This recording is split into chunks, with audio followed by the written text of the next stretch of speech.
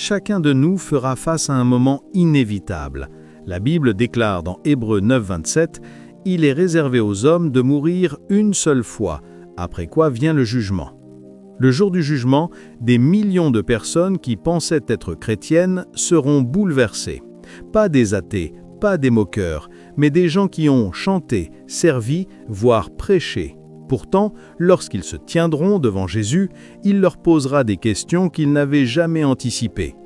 Et voici la vérité solennelle. Il vous posera les mêmes questions.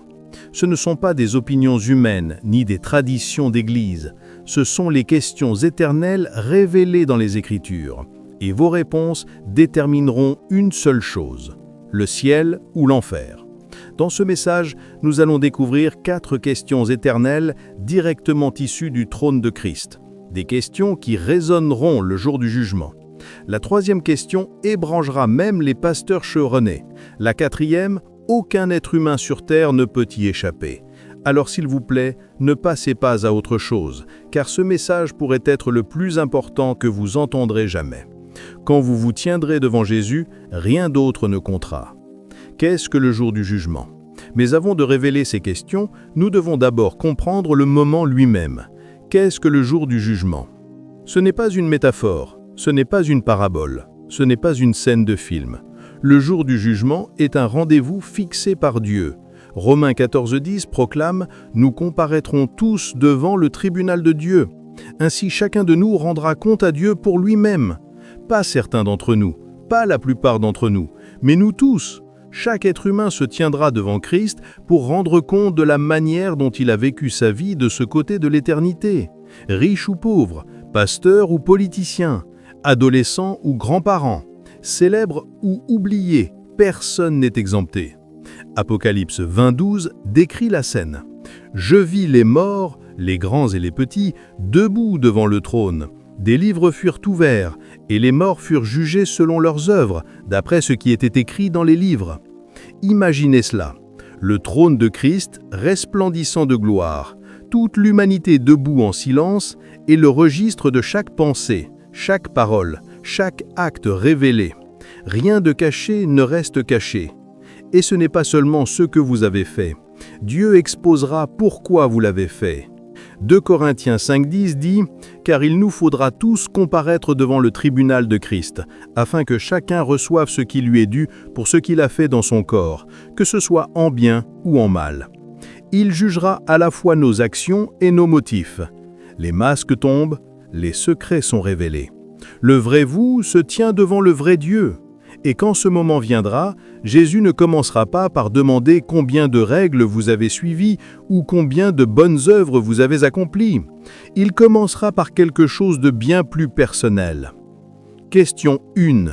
Qu'as-tu fait de mon fils? La toute première question que Jésus posera le jour du jugement est la plus importante de toutes. Qu'as-tu fait de mon fils? Cette question ne concerne pas votre appartenance à une église. Elle ne concerne pas votre dénomination. Elle ne concerne pas le nombre de cultes auxquels vous avez assisté ou le nombre de chants chrétiens que vous connaissiez par cœur. Elle ne concerne même pas votre réputation parmi les autres croyants. Cette question traverse tout ce qui est extérieur pour aller directement au cœur, votre relation avec Jésus-Christ lui-même. Jean 3,18 le dit clairement. Celui qui croit en lui n'est pas condamné, mais celui qui ne croit pas est déjà condamné parce qu'il n'a pas cru au nom du Fils unique de Dieu. Voilà, une décision, une relation qui détermine l'éternité. 1 Jean 5,12 le rend encore plus clair. Celui qui a le Fils a la vie. Celui qui n'a pas le Fils de Dieu n'a pas la vie. Vous l'avez ou vous ne l'avez pas. Il n'y a pas de terrain intermédiaire. Il n'y a pas de presque. L'éternité est en noir et blanc sur ce point. Jésus lui-même n'a laissé aucune place aux alternatives dans Jean 14,6. « Je suis le chemin, la vérité et la vie.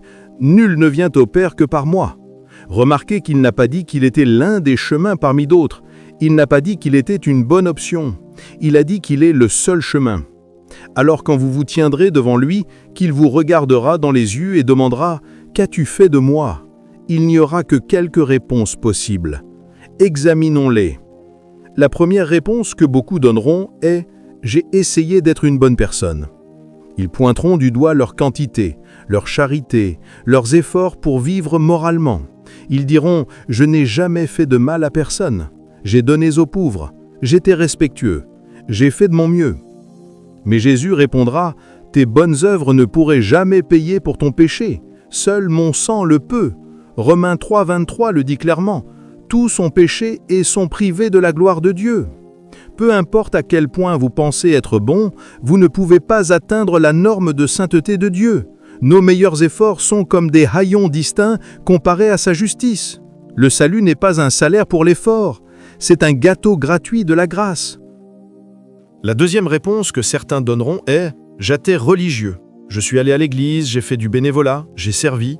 Peut-être ont-ils même prêché, chanté dans l'équipe de louanges ou enseigné des cours bibliques. Extérieurement, ils semblaient fidèles. Mais écoutez ce que Jésus a dit dans Matthieu 7, 22-23. « Beaucoup me diront en ce jour-là, « Seigneur, Seigneur, n'avons-nous pas prophétisé en ton nom? N'avons-nous pas chassé des démons en ton nom? Et n'avons-nous pas fait beaucoup de miracles en ton nom? Alors je leur dirai ouvertement, « Je ne vous ai jamais connu. Éloignez-vous de moi, vous qui commettez l'iniquité. » C'est l'un des passages les plus terrifiants de toute l'Écriture. Cela signifie que vous pouvez être actif dans la vie de l'Église et pourtant manquer le ciel. Vous pouvez connaître Jésus sans jamais le connaître vraiment. Vous pouvez servir en son nom sans vous soumettre à sa seigneurie. La religion sans relation est vide. Mais il y a une troisième réponse, la seule qui apporte de la joie au cœur de Christ, « Je t'ai reçu comme mon sauveur ». Cette personne ne pointe pas ses œuvres ou son bilan, elle pointe la croix. Elle sait qu'elle est des pécheresses et avait désespérément besoin de la grâce. Elle sait que rien de ce qu'elle pourrait faire ne serait jamais suffisant, alors elle a placé toute sa foi en Jésus-Christ, ne se fiant pas à elle-même, mais à lui. À cette personne, Jésus dira les mots que chaque croyant aspire à entendre. « C'est bien, bon et fidèle serviteur, entre dans la joie de ton Seigneur. » Et voici la beauté de la grâce. Quand vous dites à Jésus « Je t'ai donné ma vie », vous pouvez ajouter avec assurance, non pas parce que j'en étais digne, mais parce que tu m'as rendu digne par ton sacrifice. C'est l'Évangile, c'est le salut. Pas gagné, pas mérité, mais librement donné à ceux qui croient. Alors, permettez-moi de vous demander maintenant, si Jésus se tenait devant vous aujourd'hui et demandait « Qu'as-tu fait de moi ?» Que diriez-vous? Pointeriez-vous vos bonnes actions, votre fréquentation de l'Église, votre ministère, ou pourriez-vous le regarder dans les yeux et dire avec paix dans votre cœur « Seigneur, je t'ai reçu, je t'ai fait confiance, je t'appartiens ». Et si votre réponse est hésitante, incertaine ou silencieuse, écoutez ceci, il n'est pas trop tard. Tant que vous avez un souffle dans vos poumons, l'invitation de la grâce est toujours ouverte.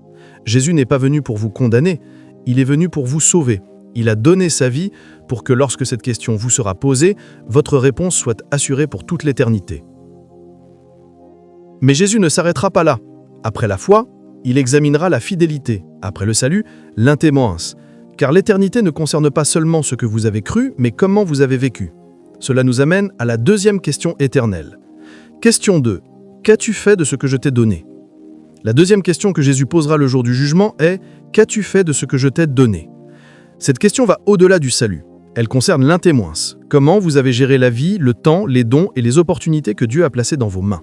Jésus a raconté une histoire puissante dans Matthieu 25, connue sous le nom de la parabole des talents. Un maître a confié des ressources à 3 serviteurs.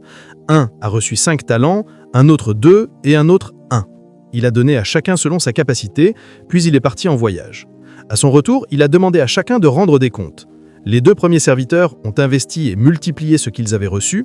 Le maître les a félicités. « C'est bien, bon et fidèle serviteur. » Mais le lindiard, par peur et paresse, a enfoui son don dans le sol. Il n'a rien produit. Et le maître l'a réprimandé. « Serviteur méchant et paresseux. » Voici la leçon. Ce n'est pas une question de combien vous avez reçu, c'est une question de ce que vous avez fait avec ce que vous avez reçu. Dieu ne vous mesure pas par rapport à la vocation ou la capacité de quelqu'un d'autre. Il examine votre intémoence de votre mission. Luc 12, 48 le dit clairement. « À qui on a beaucoup donné, il sera beaucoup demandé. » Cela signifie que chaque souffle, chaque talent, chaque ressource, chaque opportunité a un poids éternel. La question n'est pas « Avais-tu autant que les autres ?» La question est « Qu'as-tu fait de ce qui a été placé entre tes mains ?» C'est là que beaucoup de croyants échouent. Après avoir donné leur vie à Christ, ils cessent d'être productifs. Ils pensent que le salut est la fin alors que ce n'est que le début. Mais Dieu attend des fruits, il attend des âmes, il attend que vous multipliez son investissement. Le royaume ne se bâtit pas sur des spectateurs, mais sur des rois et prêtres qui règnent avec lui. Il veut de productivité de vos gains, de vos talents, de votre temps, de votre énergie, de votre influence, tout ce que vous avez. Vous multipliez ou vous gaspillez. Pensez à un musicien avec un talent extraordinaire. Sa voix aurait pu élever les louanges de ciel, mais il l'a utilisée uniquement pour la gloire, les applaudissements ou l'argent. Le don était réel, mais il a été enfoui dans une ambition égoïste. C'est un gaspillage d'un moins. Maintenant, pensez au croyant discret. Il n'a jamais été sur une scène, il n'a jamais construit de plateforme, mais il a prié pour ses collègues, encouragé les fatigués, a donné discrètement quand personne ne regardait. Pas de projecteur, pas d'applaudissements, pourtant sa fidélité a résonné dans le ciel. C'est là l'intémoence. Ou encore la mère élevant ses enfants dans le Seigneur, pour le monde, ordinaire, pour Dieu, un général formant des soldats pour son royaume. Chaque prière au coucher, chaque verset semé dans les petits cœurs, chaque sacrifice fait par amour, c'est un investissement éternel.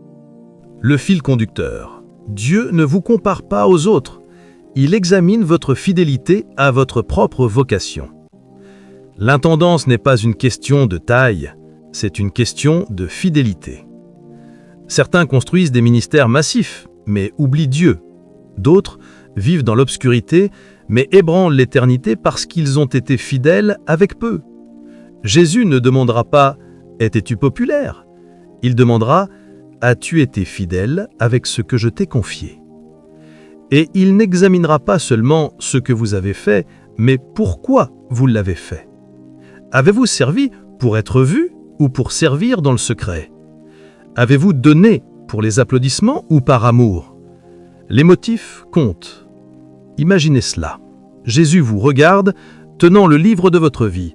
Ses yeux sondent les vôtres alors qu'il demande « Qu'as-tu fait de ce que je t'ai donné ?» Comment répondrez-vous? C'est urgent. Certains enfouissent leurs dons par peur, d'autres par paresse, attendant un meilleur moment. Mais écoutez-moi. Le seul moment garanti est maintenant. Certains enfouissent leur vocation dans l'orgueil, construisant leur propre marque au lieu du royaume de Dieu. Mais les excuses ne tiendront pas lorsque le Maître reviendra. Votre vie résonnera dans le ciel ou sera oubliée dans le silence de l'enfer. Alors permettez-moi de graver cette question dans votre cœur. Si votre vie s'arrêtait ce soir, vous tiendriez-vous devant Jésus avec un investissement multiplié ou les mains vides, avec rien d'autre que des excuses? Car ce jour-là, la foi sera interrogée, la fidélité sera examinée. Mais même la foi et la fidélité ne suffisent pas. Jésus ira encore plus loin. Il demandera la preuve de son amour vivant en vous. Question 3. Comment as-tu traité mes petits? La troisième question que Jésus posera le jour du jugement est « Comment as-tu traité mes petits ?» Cette question va au-delà de ce que vous avez cru et même de la manière dont vous avez servi. Elle va directement au cœur. L'amour de Christ vivait-il vraiment en vous? Dans Matthieu 25, 31 à 46, Jésus donne une vision glaçante du jugement final. Il se décrit, le Fils de l'homme, assis sur son trône de gloire, avec toutes les nations rassemblées devant lui, et il les sépare comme un berger sépare les brebis des boucs. Aux brebis, il dit « Venez, vous qui êtes bénis par mon Père, recevez en héritage le royaume préparé pour vous. Pourquoi? Car j'ai eu faim et vous m'avez donné à manger.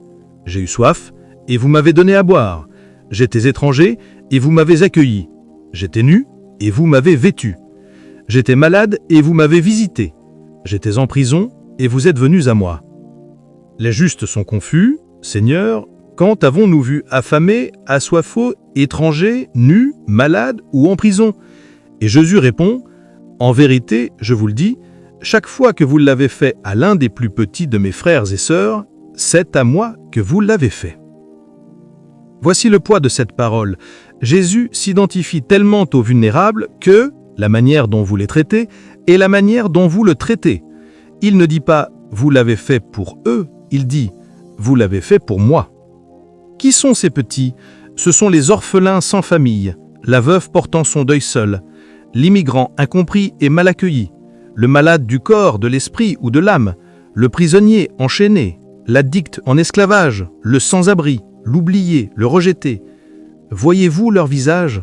Ce sont ceux que le monde ignore, mais que Jésus appelle siens. Et voici la vérité, si votre amour n'atteint pas les plus petits, ce n'est pas de l'amour du tout. 1 Jean 4, 20 le dit sans détour. Si quelqu'un dit « j'aime Dieu » et qu'il haït son frère, c'est un menteur. Vous ne pouvez pas prétendre aimer Dieu tout en ignorant les gens. Votre amour de Dieu se prouve par un amour en action. Pas de mots, pas d'apparence, pas de sentiments, mais des actes. Alors laissez-moi vous demander, quand Jésus regardera votre vie, verra-t-il de l'amour en action?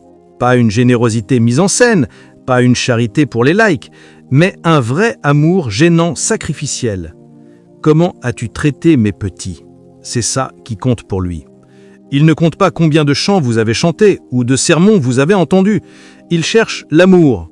Un amour qui coûte, un amour qui porte, un amour qui lui ressemble. Imaginez cela. Jésus parcourt le registre de votre vie. Pas seulement vos prières, pas seulement vos croyances, mais votre compassion. Trouvera-t-il de la miséricorde ou des excuses? Comment as-tu traité mes petits? C'est sérieux. La séparation des brebis et des boucs est éternelle.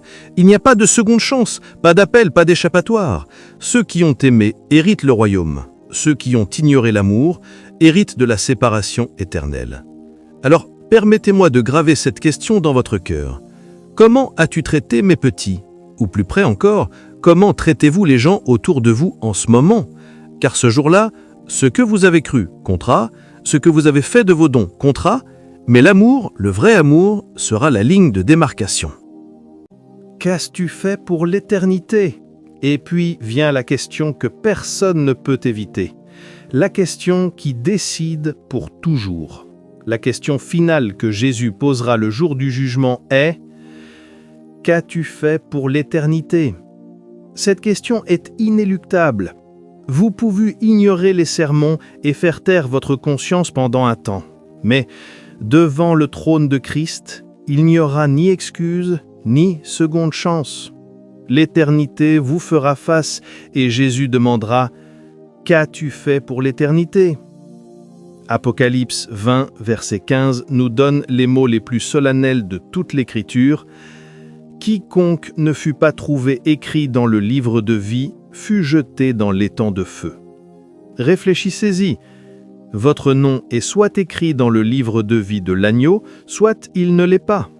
Il n'y a pas de terrain neutre, il n'y a pas de procédure d'appel, il n'y a pas de purgatoire, pas de zone neutre, pas de salle d'attente entre le ciel et l'enfer. Votre éternité est scellée par cette seule réalité. Votre nom est-il écrit dans le livre? Et voici la vérité. Vous n'entrez pas au ciel parce que vous avez essayé fort. Vous n'y entrez pas parce que vous étiez meilleur que la plupart des gens. Vous n'y entrez pas parce que vous étiez spirituel ou parce que vous pensiez favorablement à Jésus.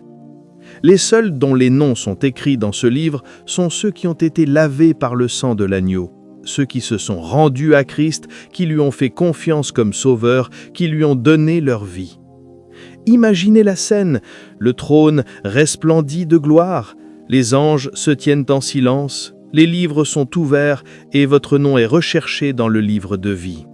À ce moment-là, tout ce qui comptera sera si le sang de Jésus a couvert votre vie.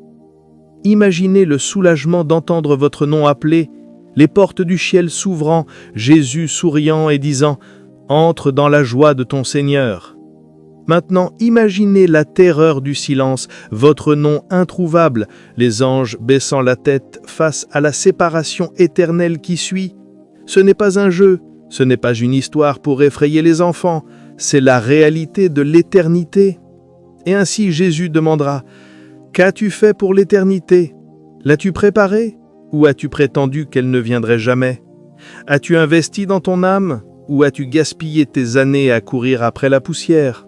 As-tu sécurisé ta place dans le royaume ou as-tu joué avec ton éternité? » La tragédie est que beaucoup réaliseront trop tard qu'ils ont passé leur vie à se préparer pour tout, sauf pour l'éternité. Ils se sont préparés pour des carrières, des vacances, la retraite, mais pas pour le tribunal de Christ. Ils ont préparé leur compte en banque, leur maison, leur corps, mais pas leur âme. Mais écoutez-moi, vous n'avez pas à être parmi eux. La porte de miséricorde est encore ouverte. La grâce appelle encore votre nom. En ce moment, vous pouvez dire « Jésus, je te donne ma vie. Écris mon nom dans ton livre. Scelle mon éternité avec toi pour toujours. » C'est la ligne de démarcation de toute l'histoire. Les empires naissent et tombent, Les générations vont et viennent, mais l'éternité ne finit jamais. Le ciel est réel, l'enfer est réel, et chaque âme passera l'éternité dans l'un de ces deux endroits. Alors, permettez-moi de vous demander, si ce soir était votre dernière nuit, pourriez-vous vous tenir devant Christ avec la certitude que votre nom est écrit dans le livre de vie? Ou resteriez-vous silencieux, non préparé pour l'éternité? Car ce jour-là, la foi sera interrogée, la fidélité sera examinée, l'amour sera mesuré, mais l'éternité sera décidée. Et il n'y a pas de question plus importante que celle-ci: qu'as-tu fait pour l'éternité? Réflexion finale et conclusion. Nous avons parcouru les 4 questions éternelles que Jésus posera le jour du jugement. Qu'as-tu fait de mon fils? Qu'as-tu fait de ce que je t'ai donné? Comment as-tu traité mes petits? Et qu'as-tu fait pour l'éternité? Maintenant, permettez-moi de vous demander, pouvez-vous répondre à ces questions avec assurance? Pouvez-vous vous tenir devant lui aujourd'hui en sachant que votre âme est en sécurité, que votre vie a été fidèle, que votre amour était réel et que votre éternité est scellée? Si la réponse est oui, alors louez Dieu, restez fidèle, vivez prêt. Mais si votre cœur hésite, si votre réponse est incertaine, silencieuse ou tremblante, voici la bonne nouvelle.